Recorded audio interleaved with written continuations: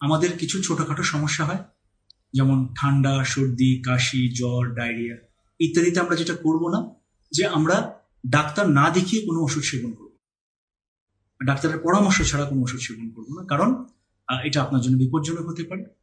দ্বিতীয়ত, যে এই ছোটখাটো সমস্যাগুলোতে যত কম সম্ভব ওষুধ গ্রহণ করুন, কারণ এমন কোনো ওষুধ নেই যার কোনো পার্শ্ব প্রতিক্রিয়া নেই। আর হচ্ছে যে মেডিটেশনকে এখন বলা হচ্ছে অল্টারনেটিভ অফ মেডিসিন। এতে বলা হচ্ছে যে মেডিটেশন হচ্ছে এই চিকিৎসা ব্যবস্থার পরিপূরক সহায়ক, এবং আমাদের ৭৫% রোগ ব্যাধি আমরা জানি যে এটা হচ্ছে মনোদৈহিক। তো এই রোগ ব্যাধিগুলোর পরিপূর্ণ কিন্তু সমাধান সম্ভব মেডিটেশনের মধ্য দিয়ে। তাই নিয়মিত মেডিটেশন করুন, সুস্থ থাকুন।